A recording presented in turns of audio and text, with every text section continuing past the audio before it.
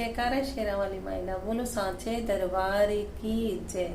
मैं आपके सामने दुर्गा सप्तशती का प्रथम अध्याय पढ़ूंगी, ध्यान लगा के सुने। ओम श्री दुर्गाय नमः। हम अध्याय प्रथम चरित्र के ब्रह्मा ऋषि, महाकाली देवता, गायत्री छंद, नंदा, शक्ति, रक्त, दंडिका, बीज, अग्नि तत्व और ऋग्वेद स्वरूप हैं।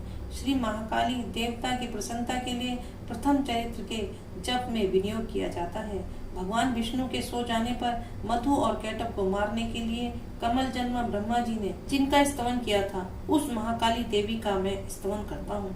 वे अपने 10 हाथों में खड़ग, चक्र, गदा, बाण, धनुष, परित, शूल, भुषुंडी, मस्तक और शंख धारण करती हैं। उनके 3 नेत्र हैं। वे समस्त अंगों में दिव्य आभूषणों से विभूषित हैं। उनके शरीर की कांति नीलमणि के समान है तथा वे 10 मुख और 10 पैरों से युक्त हैं।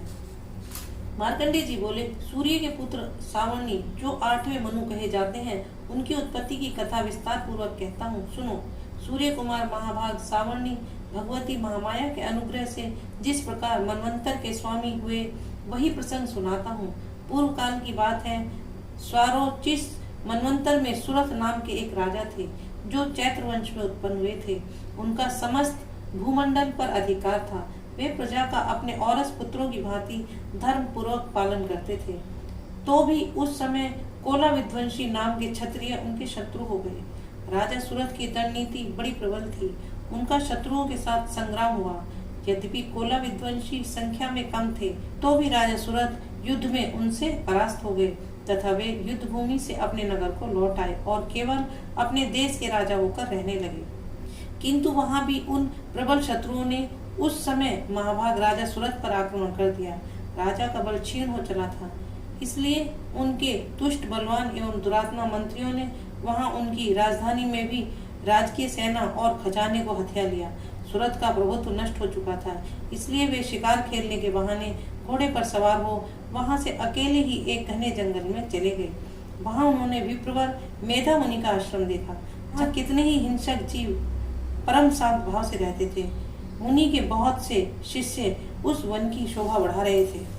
वहां जाने पर मुनि ने उनका सत्कार किया और वे उन मुनि श्रेष्ठ के आश्रम पर इधर उधर विचरते हुए कुछ काल तक रहे। फिर ममता से आकृष्ट चित्त होकर वहां इस प्रकार चिंता करने लगे, पूर्व काल में मेरे पूर्वजों ने जिसका पालन किया था, वही राज आज मुझसे रहित है। पता नहीं मेरे दुराचारी भृत्यगण उसकी धर्म पूर्वक रक्षा करते हैं या नहीं। जो सदा मद की वर्षा करने वाला और शूरवीर था, वह मेरा प्रधान हाथी अब शत्रु के अधीन होकर न जाने कितने भोग भोगता होगा। जो लोग मेरी कृपा, धन और भोजन पाने से सदा मेरे पीछे पीछे चलते थे, वे निश्चय ही अब अपने राजाओं का अनुसरण करते होंगे। उन अपव्ययी लोगों के द्वारा खर्च होते रहने के कारण अत्यंत कष्ट से जमा किया हुआ मेरा वह खजाना खाली हो जाएगा।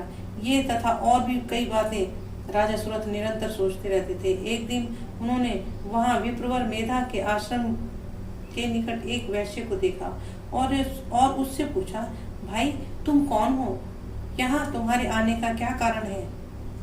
तुम क्यों शोकग्रस्त और अनमने से दिखाई देते हो? राजा सुरथ का यह प्रेम पूर्वक कहा हुआ वचन सुनकर वैश्य ने विनीत भाव से उन्हें प्रणाम करके कहा। वैश्य बोला, राजन, मैं धनियों के कुल में उत्पन्न एक वैश्य हूँ। मेरा नाम समाधि है। मेरे दुष्ट स्त्री पुत्रों ने धन के लोभ से मुझे घर से बाहर निकाल दिया है। मैं इस समय धन, स्त्री और पुत्रों से वंचित हूँ। मेरे विश्वसनीय बंधुओं ने मेरा ही धन लेकर मुझे दूर कर दिया है, इसलिए दुखी होकर मैं वन में चला आया हूँ। यहाँ रहकर मैं उस बात को नहीं जानता कि मेरे पुत्रों की, स्त्री की और स्वजनों की कुशल है या नहीं। इस समय घर में वे कुशल से रहते हैं अथवा उन्हें कोई कष्ट है। वे मेरे पुत्र कैसे हैं? क्या वे सदाचारी हैं अथवा दुराचारी हो गए हैं? राजा ने पूछा, जिन लोभी स्त्री, पुत्र आदि ने धन के कारण तुम्हें घर से निकाल दिया, उनके प्रति तुम्हारे चित्त में इतना स्नेह का बंधन क्यों है? वैश्य बोला, आप मेरे विषय में जैसी बात कहते हैं वह सब ठीक है, किंतु क्या करूं, मेरा मन निष्ठुरता धारण नहीं करता। जिन्होंने धन के लोभ में पड़कर पिता के प्रति स्नेह, पति के प्रति प्रेम तथा आत्मीय जनों के प्रति अनुराग को तिलांजलि दे दी, मुझे घर से निकाल दिया, उन्हीं के प्रति मेरे हृदय में इतना स्नेह है। महामते, गुणहीन बंधुओं के प्रति भी जो मेरा चित्त इस प्रकार प्रेम मग्न हो रहा है, यह क्या है? इस बात को मैं जानकर भी नहीं जान पाता। उनके लिए मैं लंबी सांसें ले रहा हूँ और मेरा हृदय अत्यंत दुखित हो रहा है। उन लोगों ने ब्राह्मण तदंतर राजाओं में श्रेष्ठ सुरथ और वह समाधि नामक वैश्य दोनों साथ साथ मेधा मुनि की सेवा में उपस्थित हुए और उनके साथ यथा योग्य न्यायानुकूल विनय पूर्वक बर्ताव करके बैठे। तत्पश्चात वैश्य और राजा ने कुछ वार्तालाप आरंभ किया। राजा ने कहा, भगवान, मैं आपसे एक बात पूछना चाहता हूँ, उसे बताइए। मेरा चित्त अपने अधीन न होने के कारण वह बात मेरे मन को बहुत दुख देती है। जो राज्य मेरे हाथ से चला गया, उसमें और उसके संपूर्ण अंगों में मेरी ममता बनी हुई है। मुनि श्रेष्ठ, यह जानते हुए भी कि अब मेरा कुछ नहीं है, अज्ञानी की भांति मुझे उसके लिए दुख होता है। यह क्या है? इधर यह वैश्य भी घर से अपमानित होकर आया है। इसके पुत्र, स्त्री और भृत्यों ने इसे छोड़ दिया है। स्वजनों ने भी इसका परित्याग कर दिया है, तो भी यह उनके प्रति अत्यंत हार्दिक स्नेह रखता है। इस प्रकार यह तथा मैं दोनों ही बहुत दुखी हैं, जिसमें प्रत्यक्ष दोष देखा गया है। उस विषय के लिए हमारे मन में ममता जनित आकर्षण पैदा हो रहा है। महाभाग, हम दोनों समझदार हैं, तो भी हम में जो मोह पैदा हुआ है, यह क्या है? विवेक शून्य पुरुष की भांति मुझ में और इसमें भी यह मूढ़ता प्रत्यक्ष दिखाई देती है। ऋषि बोले, महाभाग, विषय मार्ग का ज्ञान सब जीवों को है। इसी प्रकार विषय भी सबके लिए अलग अलग है।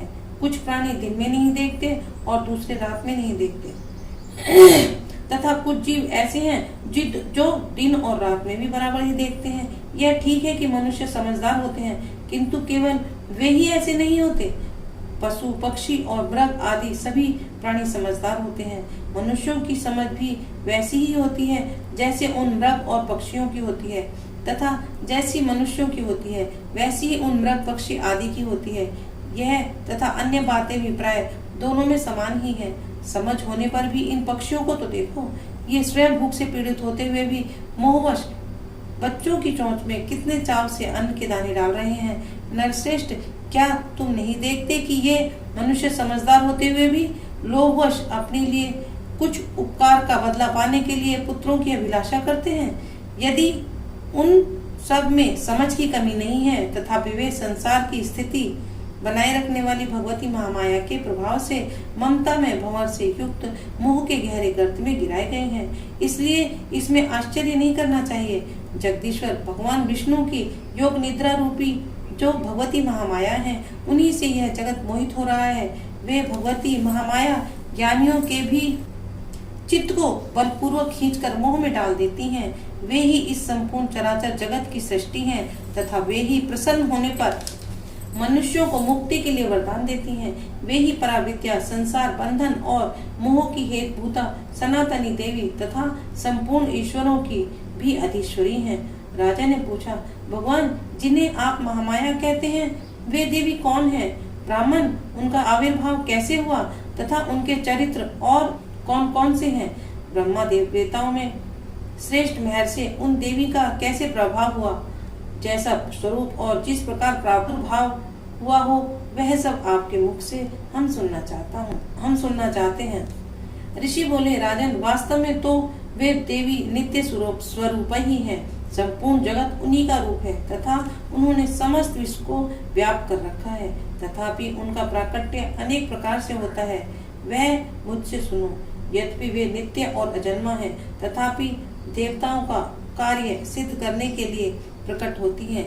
उस समय लोक में उत्पन्न हुई कहलाती हैं। कल्प के अंत में जब संपूर्ण जगत एकावर्ण में निमग्न हो जा रहा था और सबके प्रभु भगवान विष्णु शेषनाग की सैया बिछाकर योग निद्रा का आश्रय ले सो रहे थे, उस समय उनके कानों के मैल से दो भयंकर असुर उत्पन्न हुए, जो मधु और कैटब के नाम से विख्यात थे। वे दोनों ब्रह्मा जी का वध करने को तैयार हो गए। भगवान विष्णु के नाभि कमल में विराजमान प्रजापति ब्रह्मा जी ने जब उन दोनों भयानक असुरों को अपने पास आया और भगवान को सोया हुआ देखा, तब एकाग्रचित होकर उन्होंने भगवान विष्णु को जगाने के लिए उनके नेत्रों में निवास करने वाली योग निद्रा का स्तवन आरंभ किया, जो इस विश्व की अधीश्वरी, जगत को धारण करने वाली, संसार का पालन और संहार करने वाली तथा तेज स्वरूप भगवान विष्णु की अनुपम शक्ति है। वही भगवती निद्रा देवी की भगवान ब्रह्मा जी स्तुति करने लगे। ब्रह्मा जी ने कहा, देवी तुम ही स्वाहा, तुम ही स्वधा और तुम ही वशटकार हो। स्वर भी तुम्हारे ही स्वरूप हैं। तुम ही जीवन दायिनी सुधा हो। नित्य अक्षर प्रणव में अकार, उकार, मकार इन तीनों मात्राओं के रूप में तुम ही स्थित हो। इन तीनों मात्राओं के अतिरिक्त जो बिंदु रूपा नित्य अर्ध मात्रा है, जिसका विशेष रूप से उच्चारण नहीं किया जा सकता, वह भी तुम ही हो। देवी तुम ही संध्या, सावित्री तथा परम जननी हो। देवी तुम ही इस विश्व ब्रह्मांड को धारण करती हो। तुमसे ही इस जगत की सृष्टि होती है, तुम ही से इसका पालन होता है और सदा तुम ही कल्प के अंत में सबको अपना ग्रास बना लेती हो। जगन्मयी देवी, इस जगत की उत्पत्ति के लिए तुम सृष्टि रूपा हो, पालन काल में स्थिति रूपा हो तथा कल्पांत के समय संहार रूप धारण करने वाली हो। तुम ही महाविद्या, महामाया, महामेधा, महास्मृति, महामोह रूपा, महादेवी और महासुरी हो।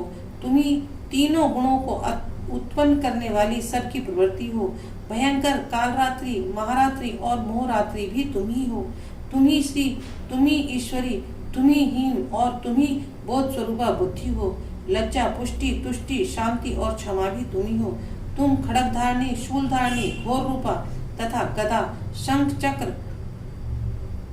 और धनुष धारण करने वाली हो। पाज, भुषुंडी और परित ये भी तुम्हारे अस्त्र हैं। तुम सौम्य और सौम्यतर हो। इतना ही नहीं, जितने भी सौम्य एवं सुंदर पदार्थ हैं, उन सब की अपेक्षा तुम अत्यधिक सुंदरी हो। पर और अपर सबसे परे रहने वाली परमेश्वरी तुम ही हो।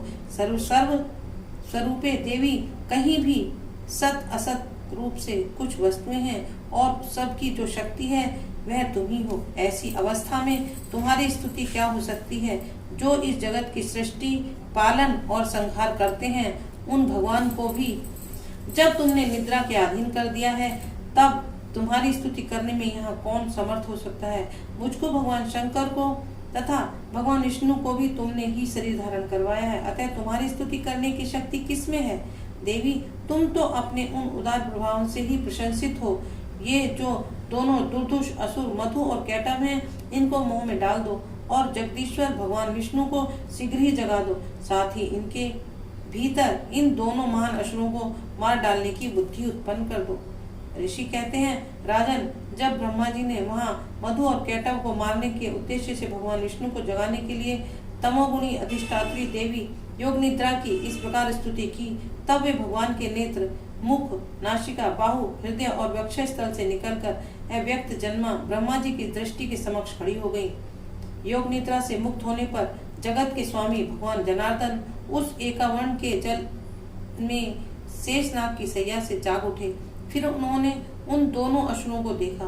वे दुरात्मा मधु और कैटभ अत्यंत बलवान तथा पराक्रमी थे और क्रोध से लाल आंखें किए ब्रह्मा जी को खा जाने के लिए उद्योग कर रहे थे। तब भगवान श्रीहरि ने उठकर उन दोनों के साथ 5000 वर्षों तक केवल बाहु युद्ध किया। वे दोनों ही अत्यंत बल के कारण उन्मत्त हो रहे थे। इधर महामाया ने भी उन्हें मोह में डाल रखा था, इसलिए वे भगवान विष्णु से कहने लगे, हम तुम्हारी वीरता से संतुष्ट हुए, हम लोगों से कोई वर मांगो। श्री भगवान बोले, यदि तुम दोनों मुझ पर प्रसन्न हो तो अब मेरे हाथों से मारे जाओ। बस इतना सा ही मैंने वर मांगा है, यहाँ दूसरे किसी वर से क्या लेना है। ऋषि कहते हैं, इस प्रकार धोखे में आ जाने पर जब उन्होंने संपूर्ण जगत में जल ही जल देखा, तब कमल ने भगवान से कहा, जहाँ पृथ्वी जल में डूबी हुई न हो, जहाँ सूखा हो, वहीं हमारा वध करो। ऋषि कहते हैं, जब तथास्तु कहकर शंख, चक्र और गदा धारण करने वाले भगवान ने उन दोनों के मस्तक अपनी जांघ पर रखकर चक्र से काट डाले। इस प्रकार देवी महामाया ब्रह्मा जी की स्तुति करने पर स्वयं प्रकट हुई थी। अब पुनः तुमसे उनके प्रभाव का वर्णन करता हूँ, सुनो। इस प्रकार श्री मार्कंडेय पुराण में सर्वाणिक मनवंतर की कथा के अंतर्गत देवी महात्म्य में मधु कैटभ वध नामक पहला अध्याय पूरा हुआ। बोलो सांचे दरबार की जय। जयकारा शेरा वाली माई दा। बोलो सांचे दरबार की जय।